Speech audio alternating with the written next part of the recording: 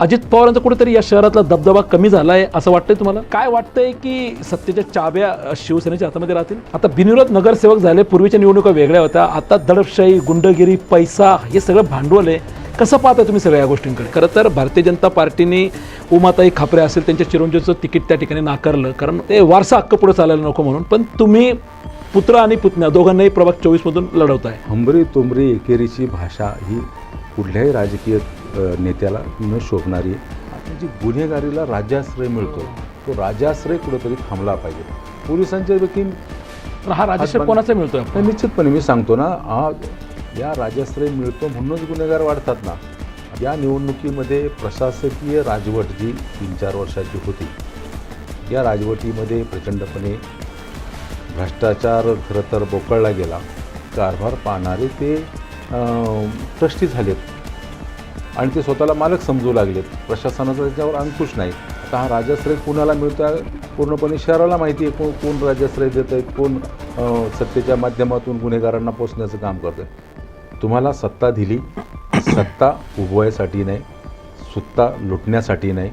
ही सत्ता दिलेली असते जनतेची कामं करण्यासाठी, या शहराच्या विकासाच्या दृष्टिकोनातून. आणि विकासाच्या नावाखाली जर कोणी चुकीचं काम करत असेल तर त्याला जनता या निवडणुकीमध्ये धडा शिकवेल. तुम्ही म्हणले की 125 भारतीय जनता पक्षाने घोषणा केली, 125 पार. कदाचित त्याहीपेक्षा पुढं जातील, 129 पण मिळतील त्यांना जागा. जे सत्ता राष्ट्रवादीमध्ये ज्यांनी भोगली तेच आता भारतीय जनता पक्षामध्ये सत्ता भोगतात. त्यामुळं म्हणजे जिकडं सत्ता तिकडं आम्ही, अशी प्रक्रिया या शहराच्या सगळ्यांची आहे. प्रेक्षको नमस्कार. पिंपरी चिंचवड महानगरपालिका निवडणूक 2026 खरं तर प्रचार अंतिम टप्प्यात आला आहे. अगदी अंतिम टप्प्यात म्हणण्यापर्यंत म्हणजे अगदी बोटावर मोजणं इतकंच काही दिवस आता प्रचाराला शिल्लक राहिलेले आहेत. आपल्या समवेत आहेत मावळ लोकसभेचे संसदरत्न खासदार श्रीरंग अप्पा बारणे. अप्पा, आपलं स्वागत आहे आपल्या स्टुडिओमध्ये. धन्यवाद. खरं तर काही दिवस प्रचाराला राहिले आणि अशाही परिस्थितीत तुम्हाला आम्ही या ठिकाणी आमंत्रित केलेलं आहे. अप्पा, एकंदरीत कसा प्रचार सुरू आहे, मतदारांचा कसा प्रतिसाद मिळतो, काय सांगाल? आपलं आवाजचं मनस्वी मी आभार व्यक्त करतो की या प्रचाराच्या रणधुमाळीमध्ये मला तुम्ही आपल्या चॅनलच्या माध्यमातून लोकांपुढं व्यक्त करण्याची संधी प्राप्त करून दिली. आणि गेले अनेक वर्ष पिंपरी चिंचवड असेल, पुणे जिल्ह्याच्या या परिसरामध्ये असेल, आपला आवाजच्या माध्यमातून लोकांचा आवाज हा पोचवण्याचं आपण काम करता. त्याबद्दल आपलं मनस्वी आभार व्यक्त करतो. पिंपरी चिंचवड महापालिकेची निवडणूक होत असताना या निवडणुकीमध्ये शिवसेना पक्षाच्या वतीनं आम्ही सामोरं जातो आहे. खरं तर मी अनेक निवडणुका महापालिकेच्या जवळून पाहिलेल्या आहे. ही निवडणूक शिवसेना पक्ष स्वतंत्रपणे लढतो आहे, भारतीय जनता पक्ष स्वतंत्रपणे लढतो आणि राष्ट्रवादी काँग्रेस पक्ष स्वतंत्रपणे लढतो आहे. या निवडणुकीमध्ये प्रशासकीय राजवट जी 3-4 वर्षाची होती, या राजवटीमध्ये प्रचंडपणे भ्रष्टाचार खरं तर बोकळला गेला. आणि आता जर तुम्ही पाहिलं असेल, या प्रचाराचा शेवटच्या अंतिम टप्प्यामध्ये एका पक्षानं सत्ता भोगली, तो दुसऱ्या पक्षावरती भ्रष्टाचाराचा आरोप करतो आहे. त्या पक्षानं सत्ता भोगली, तो त्या पक्षावरती आरोप करतो आहे. जनता ही सगळी मजा पाहते. म्हणजे सत्तेमध्ये राहून तुम्ही महापालिकेमध्ये भ्रष्टाचार केला, हाच राजरोजपणे तुम्ही जनतेला सांगताय, हाच त्याचा प्रकार होतो आहे. शिवसेना पक्ष या निवडणुकीमध्ये जनतेपर्यंत काम पोचवण्याचं करतं आहे. माननीय शिवसेनेचे मुख्य नेते आदरणीय एकनाथजी शिंदेसाहेब यांनी राज्यामध्ये ज्या चांगल्या निर्णय घेतले, ज्या चांगल्या योजना जनतेपर्यंत पोचवल्या, त्या योजना देखील आम्ही सांगतो. आणि आम्ही जनतेसाठी किंवा शहरासाठी काय करणार, हा अजेंडा घेऊन आम्ही या निवडणुकीला सामोरं जातो. आप्पा, खरं तर पहिली युती होती, नंतर महायुती झाली. अजितदादा पवार आपल्या महायुतीमध्ये सामील झाले. आता तुम्ही जसं म्हटले की जे सत्तेमध्ये होते ते एकमेकांवरती भ्रष्टाचाराचे आरोप करताय. खरं तर सत्तेमध्ये भाजप राहिली, त्याच्या आधीच्या काळात राष्ट्रवादी राहिली. शिवसेनेला कधी सत्ता हातामध्ये मिळाली नाही. आणि पहिल्यांदा या निवडणुकीमध्ये म्हणजे अर्थात 60 जागा तुम्ही खरं तर या निवडणुकीमध्ये तुम्ही लढवताय. काय वाटतंय की सत्तेच्या चाव्या शिवसेनेच्या हातामध्ये राहतील? तुम्हाला सांगतो, सत्तेच्या चाव्या कोणाच्या हातामध्ये द्यायचे हा मतदार आणि जनता ठरवते. आणि जनता राजरोजपणे गेल्या अनेक वर्षापासून पाहते या शहराचा कारभार. विकासाच्या दृष्टिकोनातून जरी काम करत असेल तर त्याच्यामध्ये मोठा गलथान कारभार आणि भ्रष्टाचार या दोन्ही गोष्टी प्रामुख्याने होतात. आज शहर प्रचंड संख्येने वाढतं आहे, त्याच्या समस्या देखील वाढतात. आज शहरामधलं प्रदूषण तुम्ही जर पाहिलं, वेदर ॲप जर रोज ओपन केला तर पुणे शहरापेक्षा मुंबईपेक्षा पिंपरी चिंचवडचं हवा खराब झालेली. पवना नदी किंवा इंद्रायणी नदीची परिस्थिती आपण पाहिलं तर ह्याला प्रशासन आणि प्रशासकीय राजवटीबरोबरच आपण ज्यांनी सत्ता भोगली ते पण तेवढेच जबाबदार आहे. आणि त्यामुळे शिवसेना पक्ष या निवडणुकीला सामोरं जात असताना या शहरामध्ये ज्या समस्या आहे, मूळ समस्या बघा, ठाणे असेल, मुंबई असेल, या ठिकाणच्या नागरिकांसाठी 500 स्क्वेअर फुटाचं ज्यांचं घर आहे, गरीब माणसं आहे, त्याला करामध्ये सवलत देण्याचा निर्णय घेतला. त्या प्रकारचा शिवसेनेचा आजचा अजेंडा राहील. त्याचबरोबर 24/7 पूर्ण क्षमतेने दाबाने पाणी देण्याचा आमचा प्रयत्न राहील. जे पाणी आज रावेत बंधाऱ्यावरून उचललं जातं ते अतिशय घाण अशुद्ध पाणी स्वच्छ करून शहराला दिलं जातं. मी प्रयत्न करून पवना नदीवरती 3 केटवेअर बांधलेत, कोल्हापूर पद्धतीचे बंधारे. तर शिवण्यापासून ते पाणी उचलावं म्हणून 1 वर्ष झालं मी प्रयत्न करतो आहे. नक्कीच पुढच्या कालावधीमध्ये ते बंद पाईपद्वारे शहराला मिळेल. आणि अशा पद्धतीने आमचा विजन असा आहे की या शहरातल्या वाहतुकीवर प्रचंड संख्येनं नागरीकरण होतं आहे, वाहतुकीच्या समस्या मोठ्या प्रमाणावर आहे, त्याचं नियोजन नाही. आणि ते नियोजन करण्याच्या संदर्भामध्ये जे आवश्यक असेल तिथं ओव्हरब्रिज बांधणं, ग्रेट सेपरेटर तयार करणं किंवा अंडरपास तयार करणं. या शहरामध्ये आरोग्याची मोठी समस्या आहे. जरी हॉस्पिटल मोठमोठे असले किंवा जरी हॉस्पिटलच्या सुविधा असल्या तरी त्या ठिकाणी कारभार पाहणारे ते ट्रस्टी झालेत आणि ते स्वतःला मालक समजू लागलेत. प्रशासनाचा त्याच्यावर अंकुश नाही. या गोष्टी आपण कुठंतरी पाहिल्या गेल्या पाहिजे. आणि त्या अनुषंगानं इकडं TDR माफिया असेल, SRA माफिया असतील, यांचं बोकळलेलं सगळं रूप पाहता हे शहर सुस्थितीमध्ये, चांगल्या परिस्थितीमध्ये राहावं या दृष्टिकोनातून प्रयत्न करतो आहे. बघा, आता नव्यानं पोलीस आयुक्त मिळाले, पोलीस खातं पण चांगल्या पद्धतीने काम करतं आहे. पण जी गुन्हेगारीला राज्याश्रय मिळतो आहे तो राज्याश्रय कुठंतरी थांबला पाहिजे. पोलिसांच्या देखील पण हा राजश्रय कोणाचा मिळतोय आपण? निश्चितपणे मी सांगतो ना, या राजाश्रय मिळतो म्हणूनच गुन्हेगार वाढतात ना. आता हा राजाश्रय कुणाला मिळतो आहे पूर्णपणे शहराला माहिती आहे. कोण राजाश्रय देतं आहे, कोण सत्तेच्या माध्यमातून गुन्हेगारांना पोचण्याचं काम करतं आहे. माझं असं म्हणणे, कोणीही राजकारणामध्ये असू द्या, पण हे कुठंतरी थांबलं गेलं पाहिजे. कारण तुम्ही त्या तरुणांच्या हाताला काम द्या, त्यांना व्यवसाय लावा, पण चुकीच्या मार्गाने लावू नका. दिनदाडे खून होत आहेत, दरोडे, ही परिस्थिती आपण थांबवू शकतो. तो विचार मनामध्ये घेतला तर ती करू शकतो. आणि मग या सगळ्या परिस्थितीमध्ये महापालिका एक केंद्रबिंदू झाले. महापालिकेमध्ये आपण यायचं, महापालिकेत आल्यानंतर आपण चुकीची कामं करून घ्यायची, ही कुठंतरी थांबलं पाहिजे. आणि म्हणून कुणीतरी अंकुश ठेवायला पाहिजे. या दृष्टिकोनातून शिवसेना सक्षमपणे या निवडणुकीला सामोरं जाते. आप्पा, खरं तर अनेक वर्ष तुम्हाला राजकारणात आम्ही पाहतोय, टीका करणे हा काही तुमचा धर्म नाही आहे. बिलकुल, तुम्ही व्हिजनवरती बोलणारे नेते आहात. तुम्ही आताही व्हिजनवर बोलताय. पण प्रश्न असा आहे आप्पा की या शहरामध्ये ज्या महापालिकेत आपले 128 नगरसेवक आहे, तिथं तुम्ही जागा लढताय 60. आणि तुमचा जो राज्यातला मित्रपक्ष आहे भारतीय जनता पार्टी, ते सांगतात की आपकी बार 100 पार, कधी म्हणतात 125 पार. मग तुमच्याकडं लोकांनी व्हिजन पाहून जरी तुम्हाला निवडून द्यायचं ठरलं तर सत्तेच्या चाव्या किंवा तुम्ही कशा प्रकारे सत्तेमध्ये येऊ शकाल? मी तुम्हाला सांगतो, सत्तेच्या चाव्या कुणाच्या हातामध्ये द्यायच्या तो मतदार ठरवतो. आणि या सगळ्या परिस्थितीमध्ये आपल्या चॅनलच्या माध्यमातून मी मतदाराला आवाहन करेन की आपण हे ठरवलं पाहिजे की आपण आपल्या या पिंपरी चिंचवड शहराला कोणत्या दिशेने न्यायचं. आपली पिंपरी चिंचवड महापालिका आपल्याला जर लोकोपयोगी गरजा भागवण्याच्या संदर्भामध्ये जर विचार करायचा असेल, मग त्या ठिकाणी नागरी सुविधा असतील, रस्ते, पाणी, लाईट या व्यवस्था तर होतात. मी तर त्याहीपेक्षा वेगळं सांगतो, गटर, मीटर, वॉटरच्या वर जाऊन काम करायला पाहिजे, व्हिजन ठेवून काम करायला पाहिजे. शहराचा DP आता होतो आहे, 97 नंतर कितीतरी वर्षाने DP होतो आहे. DPमधले रिझर्वेशन, 97च्या DPमधले रिझर्वेशन आज ताब्यात घेऊ शकलो नाही. त्यामुळं काही भागामध्ये विकास झाला तर काही भागामध्ये विकास झाला नाही. असमतोल हा सगळा परिसर आहे. आणि म्हणून वाढणाऱ्या भागामध्ये रिझर्वेशन तात्काळ मिळतात, परंतु ज्या महापालिका निर्मिती झाली त्या भागामध्ये आज अनधिकृत बांधकामं वाढली, तिथेही सोय देण्याची आवश्यकता आहे. या परिस्थितीमध्ये तुम्ही म्हणले की 125 भारतीय जनता पक्षाने घोषणा केली, 125 पार, कदाचित त्याहीपेक्षा पुढं जातील, 129 पण मिळतील त्यांना जागा. परंतु मी तुम्हाला सांगतो, जागा किती करता, पण त्याहीपेक्षा जनतेचा विश्वास निर्माण करण्याचं काम आपण केलं पाहिजे. आम्ही एकत्रपणे देशामध्ये, राज्यामध्ये, आणि आमची मूळ भावना अशी होती शिवसेनेची की आम्ही एकत्रपणे काम करत असताना, एका विचारानं काम करत असताना आपण या पिंपरी चिंचवड शहराच्या विकासाच्या दृष्टिकोनातून एकत्रपणे जावं. आणि ती माझी मुळामध्ये मी सुरुवात केली युतीच्या बाबतीमध्ये.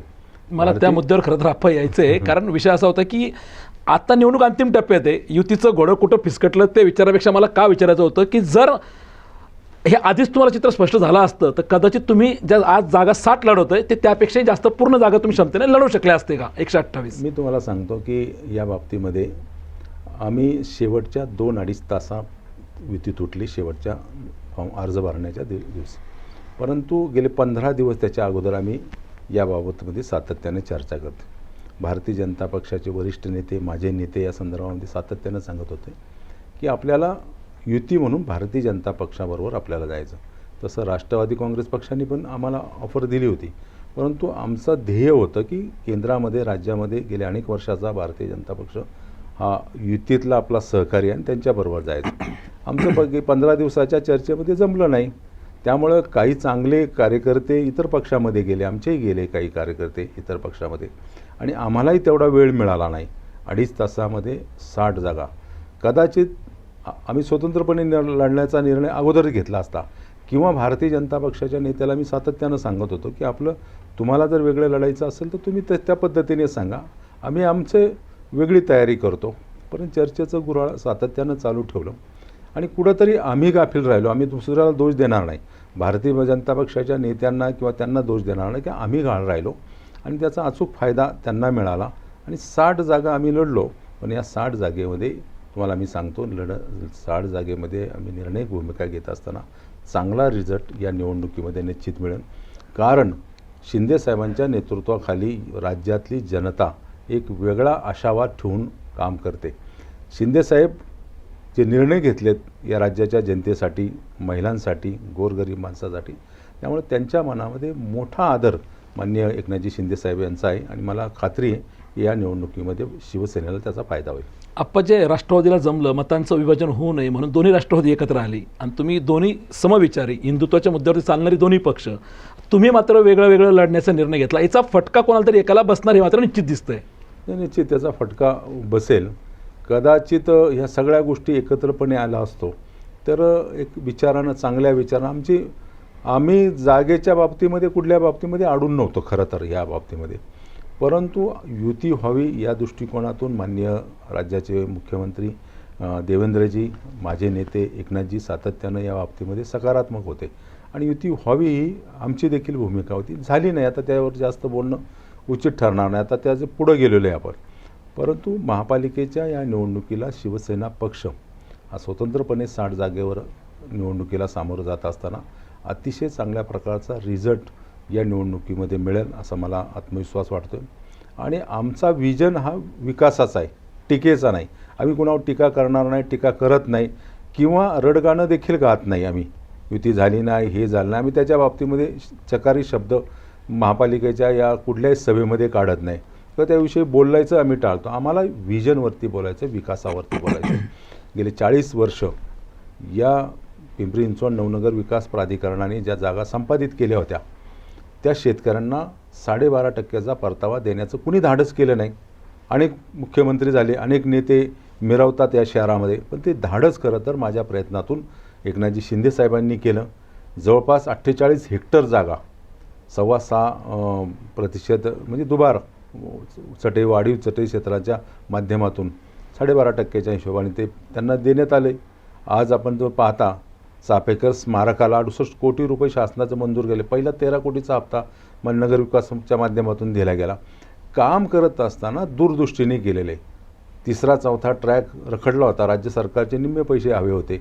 शिंदेसाहेब मुख्यमंत्री असताना त्यांनी निर्णायक भूमिका घेतली. नंतर देवेंद्रजींनी त्याला अधिक त्याच्या पुढं जाऊन राज्य मंत्रिमंडळाची मंजुरी दिली. आम्ही विकासाच्या बरोबर आहे आणि म्हणून आम्ही सांगतो की आम्हाला टीका टिप्पणी हे करण्यापेक्षा विकासात्मक गोष्टी बोलण्यामध्ये रस आहे. आप्पा खरं तर किती सीटं तुमच्या 60पैकी येतील तुम्ही जरी सांगत नसले तर एक पत्रकार म्हणून आम्ही फील्डवरती फिरतो तो वातावरण तुमचा असलेला सुरू असलेला प्रचार हे सगळं पाहता सीट चांगले येतील त्यात काही दुमत नाही आहे. परंतु ज्यावेळेला सत्ता स्थापन करताना मग भाजपा असेल राष्ट्रवादी असेल कुठेतरी सीटं कमी पडली तर जेव्हा गरज पडेल तुमची शिवसेनेची तर तुमची प्रायोरिटी भाजपा असेल की राष्ट्रवादी काँग्रेस असेल? त्यावेळेस आम्ही निर्णायक भूमिका घेऊ.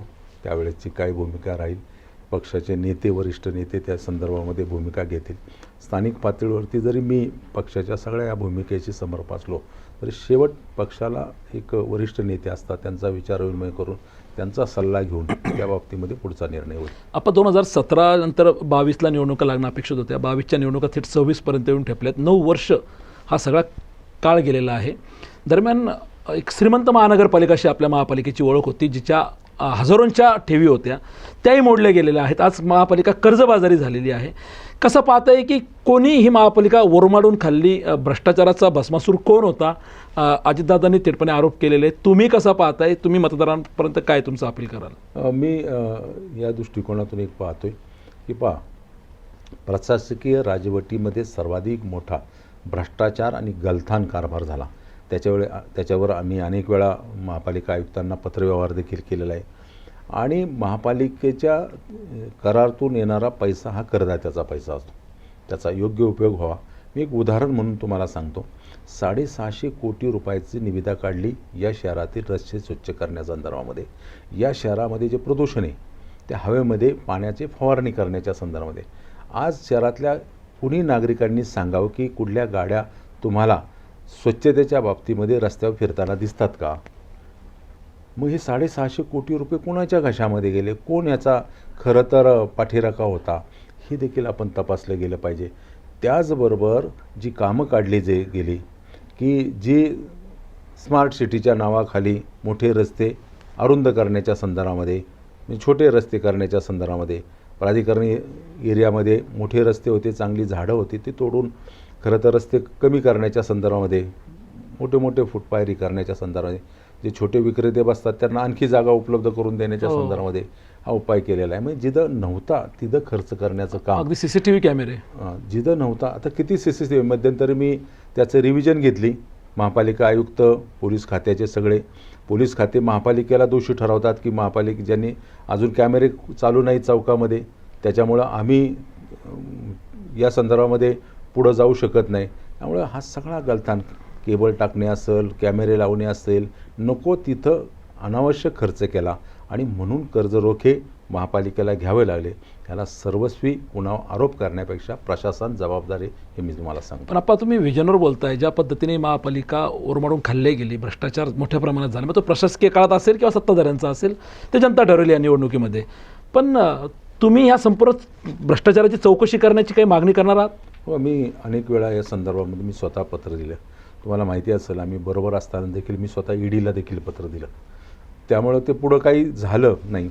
परंतु ह्या गोष्टी कुणीही असू द्या सत्तेमध्ये तो माझा सहयोगी पक्ष असेल किंवा इतर पक्ष असेल परंतु सत्तेमध्ये कुणी जरी असला चुकीचं काम करत असेल त्याच्या विरोधात आवाज उठवण्याचं काम श्रीरंग बारणे यांनी केलेलं आहे. माझ्या पक्षाने केलेलं आहे. याही पुढं करेन. हा पैसा जनतेचा पैसा आहे. तुम्हाला सत्ता दिली सत्ता उभवायसाठी नाही सत्ता लुटण्यासाठी नाही. ही सत्ता दिलेली असते जनतेची कामं करण्यासाठी या शहराच्या विकासाच्या दृष्टिकोनातून. आणि विकासाच्या नावाखाली जर कोणी चुकीचं काम करत असेल तर त्याला जनता या निवडणुकीमध्ये धडा शिकवेल. आप्पा या निवडणुकीत आम्ही पाहतोय की थेटपणे भाजप आणि राष्ट्रवादी एकमेकांवरती आरोप करते. शिवसेना मात्र तटस्थ आहे बघ्याची भूमिका घेते. तुमच्यावर ना आरोप होत आहे ना तुम्ही कोणावर आरोप करताय. परंतु ज्या पद्धतीने हे आरोप केले जात आहेत कधी अजितदादा येतात पूर्ण भ्रष्टाचाराचा पूर्ण लेखाजोखा मांडतात तर दुसरीकडे थेट भोसरीचे आमदार महेशदादा लांडगे आम्ही बी काय हातात बांगड्या भरलेल्या नाही किंवा अरे तुरे किंवा एकेरीची भाषा या पद्धतीने हे राजकारण हे पिंपरी चिंचवडकर शहर पाहत आहे. कसं पाहता तुम्ही ह्या सगळ्या कलगीतुऱ्याकडे? बघा मी तुम्हाला सांगतो राजकारणामध्ये आजचा मित्र उद्याचा शत्रू असतो उद्याचा शत्रू आजचा मित्र असतो. राजकारणामध्ये कोणीच कुणाचा नसतो पहिली गोष्ट. दुसरी गोष्ट म्हणजे आरोप प्रत्यारोप करणे सीमा ओलांडून ते खरं तर शोभत नाही. नागरिकांना ते देखील पसंत होत नाही. आपण मर्यादेच्या पेक्षा जास्त चुकीच्या पद्धतीने बोलत गेलो तर आपल्यावर पण कोणीतरी बोलत राहतं. शिवसेना पक्षाने या निवडणुकीमध्ये एक धोरण ठरवलेलं आहे की या निवडणुकीमध्ये आम्ही या शहराच्या हिताच्या दृष्टिकोनातून, विकासाच्या दृष्टिकोनातून, विकासाचा अजेंडा घेऊन आम्ही निवडणुकीला सामोरं जातो.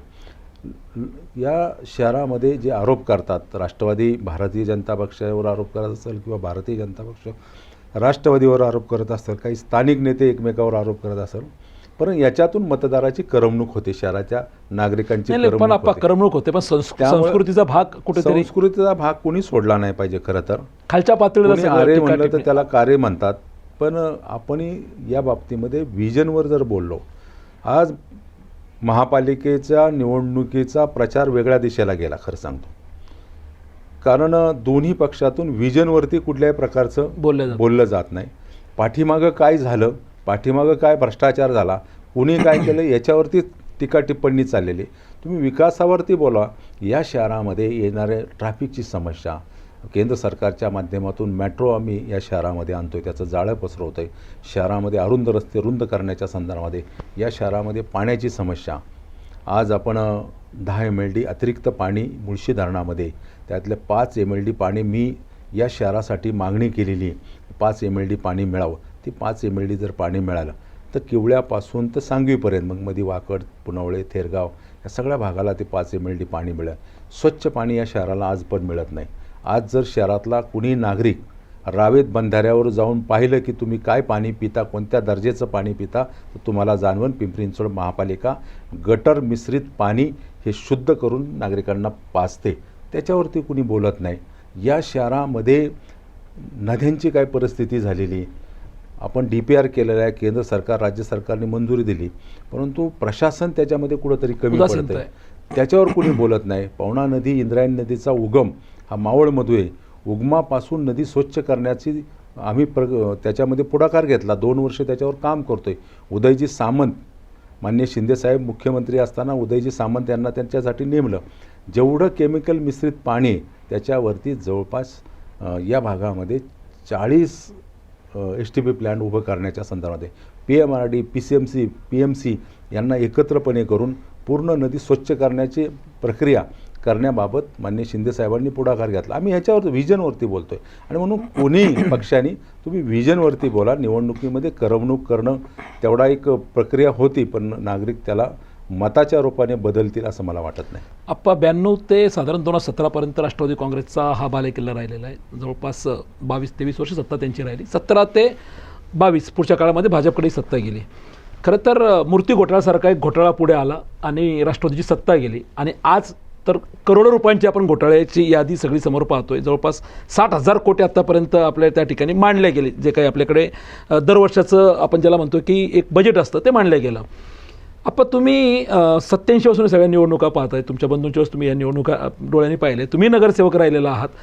ज्या पद्धतीने हे सगळे आरोप प्रत्यारोप चालले, तुम्ही व्हिजनवरतीच खरं तर बोलताय, परंतु लोकसभा निवडणुकीमध्ये तुम्ही पार्थ पवारचा या ठिकाणी पराभव केला होता. मी हा मुद्दा का घेतला की खरं तर राष्ट्रवादी काँग्रेसचा बालेकिल्ला 17लाही तो बुरून ढासळला, नंतर तुम्ही तो ढासळला, पार्थला या ठिकाणी मतदान मिळालेलं नाही.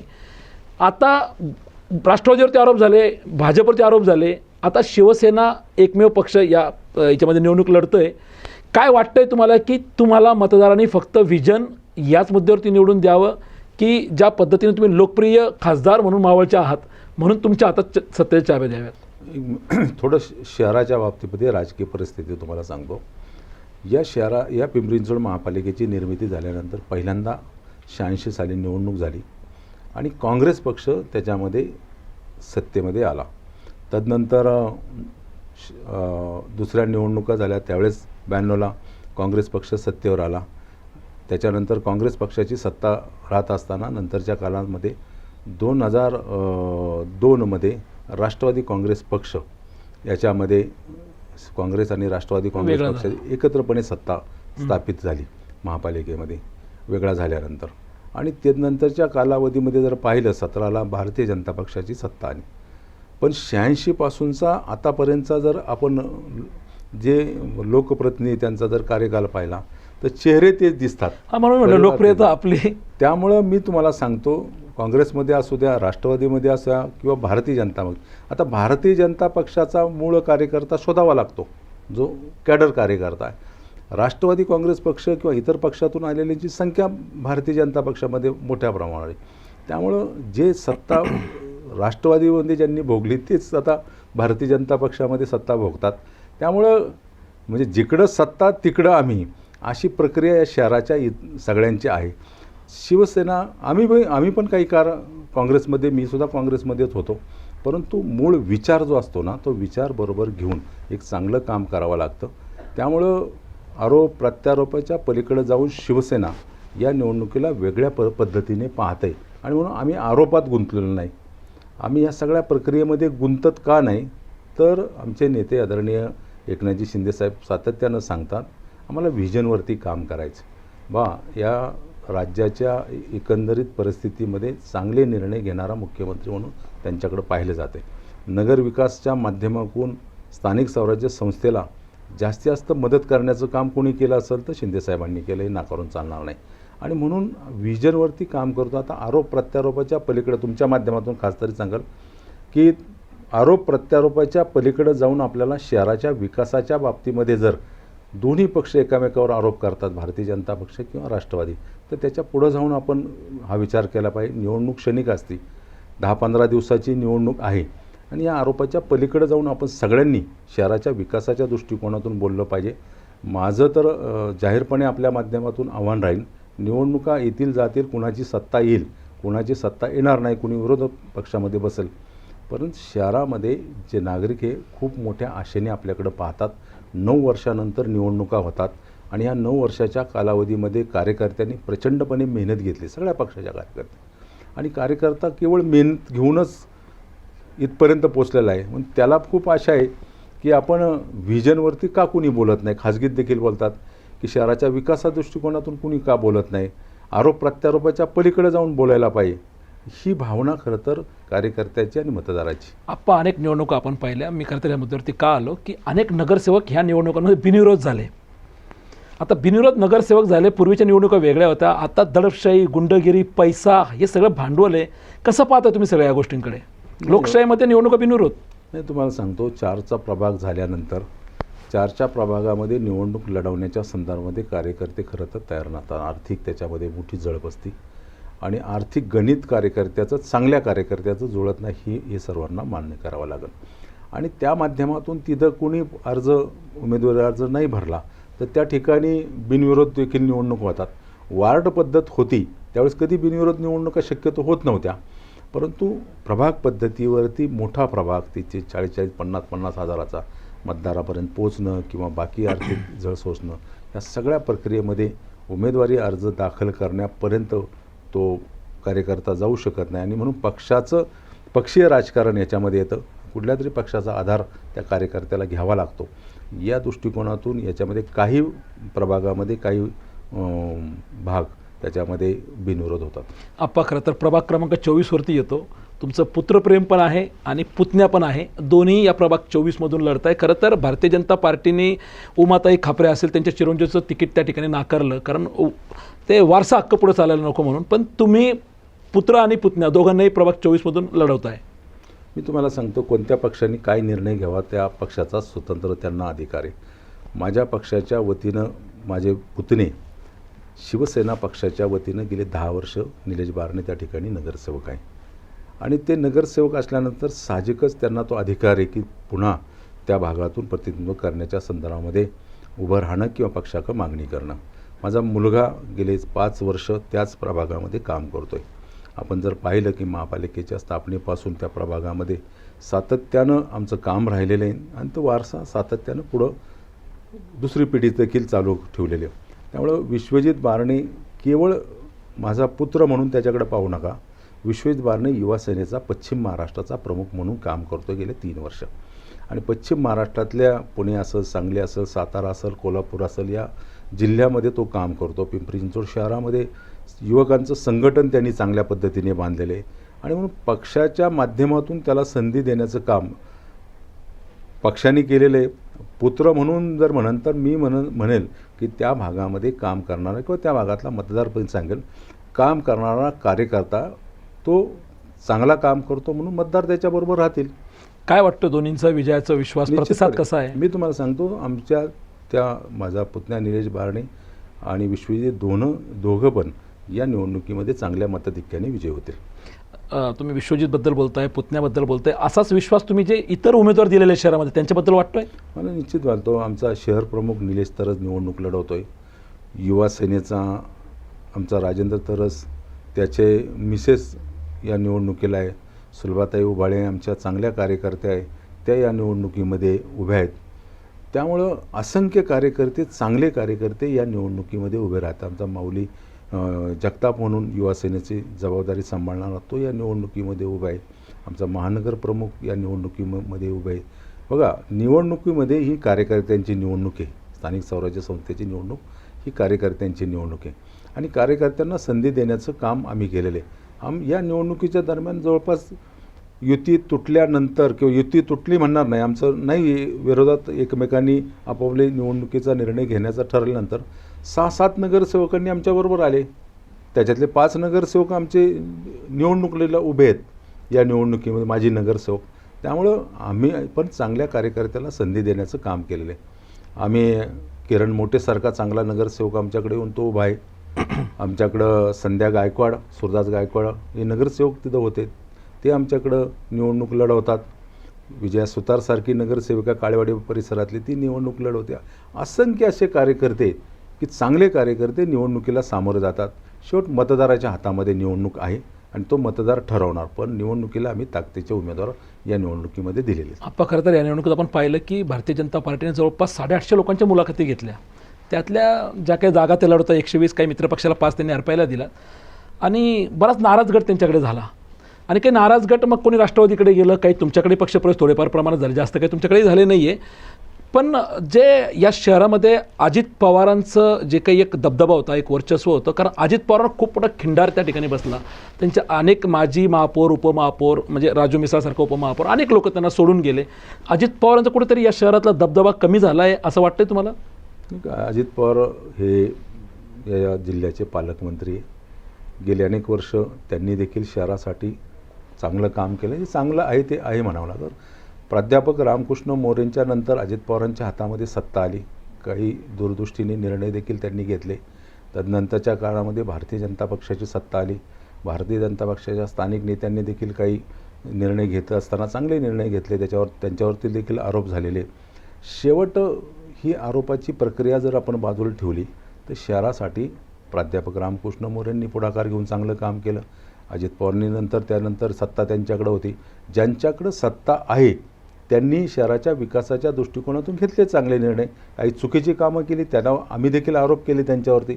मी देखील त्यांच्या विरोधात सातत्यानं राहिलेलो आहे या शहरामध्ये. राष्ट्रवादी काँग्रेस पक्षाच्या विरोधात देखील चुकीचं काम असेल त्यावेळेस आम्ही बोलत राहिलो. पण चांगलं केलं त्याला चांगलं म्हणणं देखील पाहिजे. काही कामं त्यांच्याकडून देखील चांगली झाली शहराच्या विकासाच्या दृष्टिकोनातून. तदनंतरच्या कालामध्ये प्रचंड मोठ्या संख्येनं करातून उत्पन्न महापालिकेला आलं.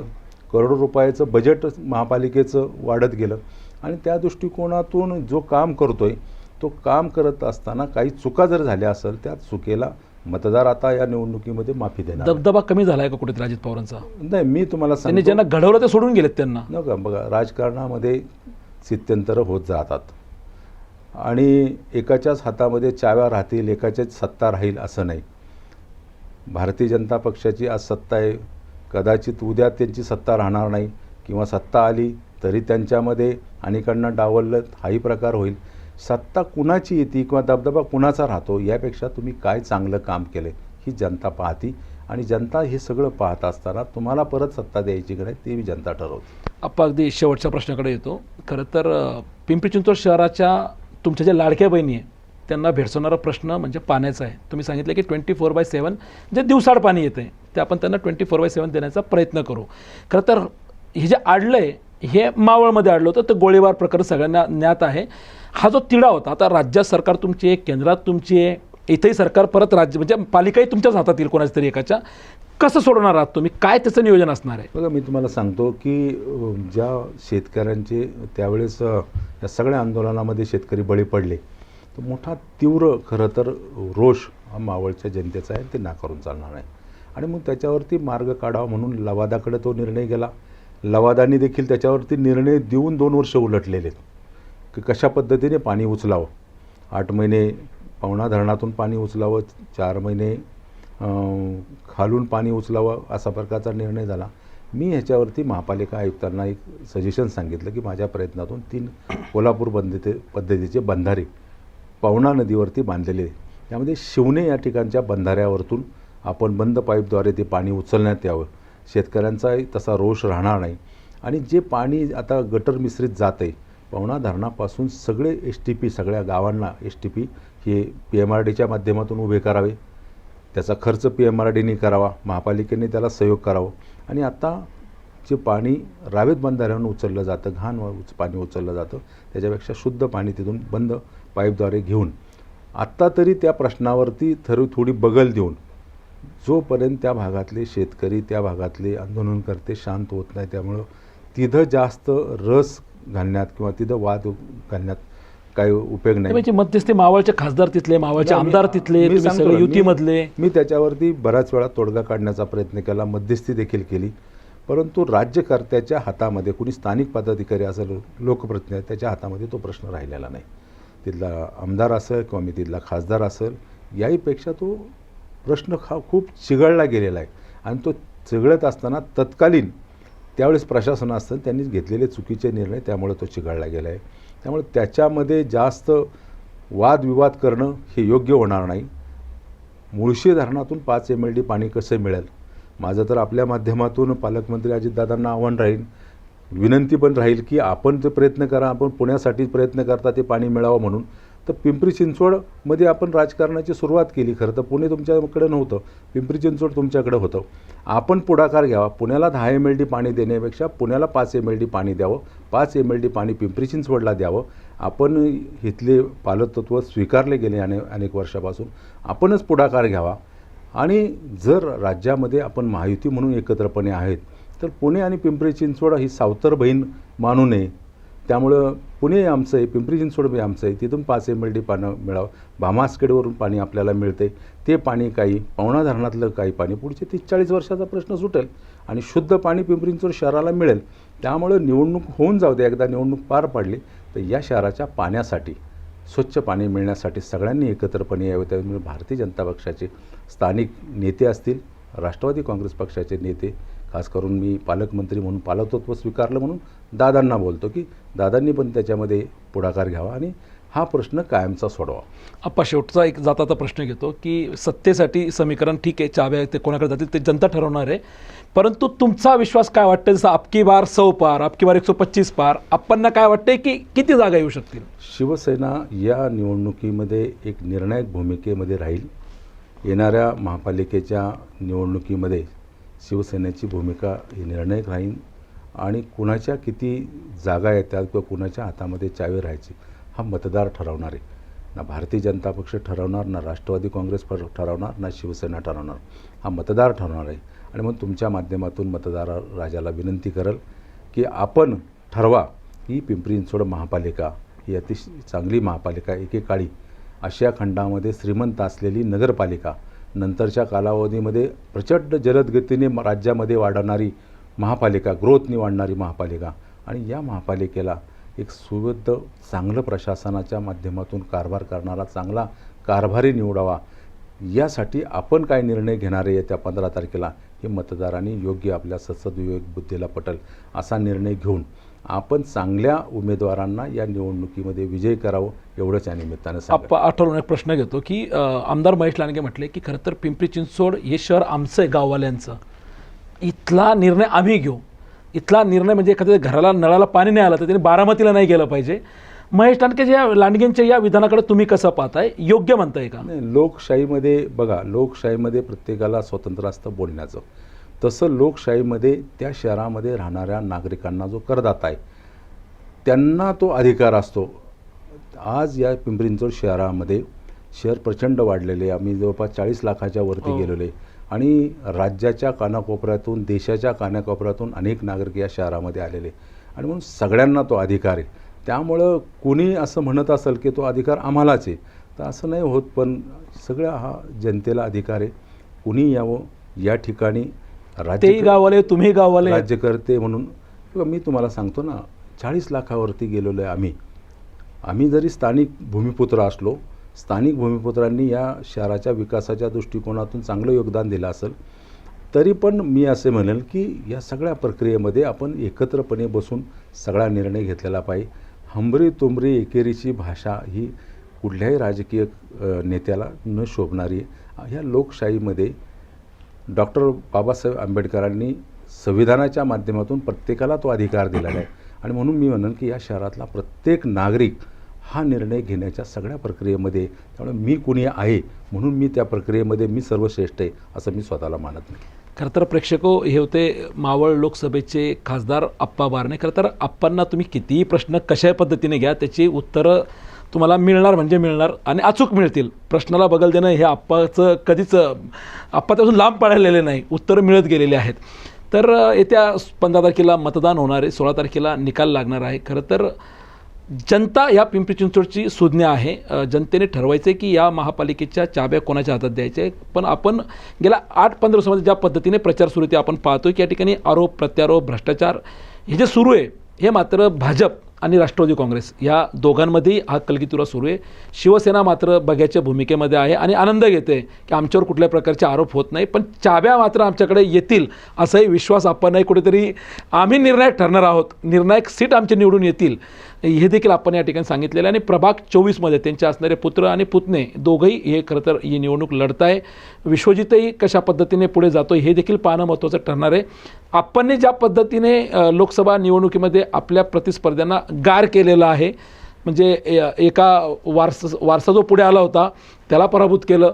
आता आप्पा तुमचा वारसा पुढे येतो आहे, अनेकांचं लक्ष तुमच्या या निवडणुकीकडे लागलेलं आहे. खरं तर आमच्या शुभेच्छा आहेत तुमच्या दोघंही उमेदवारांना. पाहणं महत्त्वाचं ठरणार आहे की 16 तारखेचा गुलाल कोणाचा असेल. शेवटी जनता सुज्ञ आहे. आपण वेळात वेळ करून आपल्या स्टुडिओत आलात, आम्हाला वेळ दिला त्याबद्दल आपले मनपूर्वक आभार. धन्यवाद.